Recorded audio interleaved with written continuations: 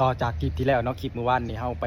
ถ่ายรูปเฮ็ดบัตรอยู่บางกะดีเนาะมื้อนี้เฮาสิไปรายงานตัวไปแจ้งเขาพี่น้องไปแจ้งไปรายงานตัวไปแจ้งเขาแหละไปแจ้งที่อยู่อาศัย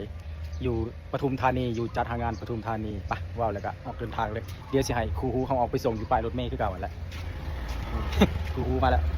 มีหลายๆคนสงสัยว่าเฮากับครูฮูนี่เป็นหยังกันเฮากับครูฮูเป็นอ้ายน้องกันเด้อทุกคนเป็นน้องชายหลาแท้ๆของข่อยนี่แหละแต่ว่าบ่แม่นแฝดเด้อเพราะว่าหลายคนเพิ่นคิดว่าเป็นแฝดเพราะว่าหน้าตาคือกันคักบ่แม่นเด้อเป็นอ้ายน้องกันซื่อๆแล้วก็หมอก็มีช่องคือกัน Facebook หมอชื่อว่าเมียงคางมซาวจังได๋ก็ฝากพี่น้องไปติดตามให้กำลังใจสนับสนุนหมอนี่เด้อหมอก็อยากมีรายได้เสริมกันตัดภาพปึ๊บมากับมาฮอดตลาดสีมุมเมืองเนาะผู้ใดผู้อยู่ตลาดสีมุมเมืองก็อย่าลืมกันเห็นก็คอมเมนต์ทักทายกันเด้อพี่น้องตัดภาพมาขลาดมาฮอดฟิวเจอร์พาร์ครังสิตอุ้ยไวขนาดเลยก็ขี่ขึ้นพี่วินขึ้นวินนั่งต่อมาแป๊บเดียวกะมาหอดทางเลี้ยวเขาต่อมอเนาะอุ้ยภาคเสียงนี่มั่วขนาด ภาคเอาฮาได้อันนี้ก็สร้างกันเนาะลองผิดลองถูกไปเนาะขี่รถเข้ามาแป๊บหนึ่งแล้วก็ฮอดเฮากับสิบริถ่ายบรรยากาศเฮ็ดไลฟ์เป็นไดเด้อทุกคนเพราะว่าเจ้าหน้าที่เพิ่นบ่ให้ถ่ายแต่ว่าเฮาร้อยนิดนึง ขออนุญาตเด้อครับแล้วก็แป๊บเดียวกะเฮากะรายงานตัวเรียบร้อยแล้วก็ออกมานั่งรอตัดภาพมาปุ๊บกะกะลาดฮอดฟิวเจอร์พาร์ครังสิตเป็นที่เรียบร้อยอุ้ยคนผ่าน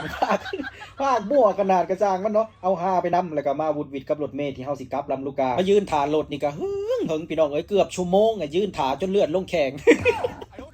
ในระหว่างยืนถ่ารถอยู่นั่นขี่พญาติเฮาก็ได้โวยวายอย่างใหญ่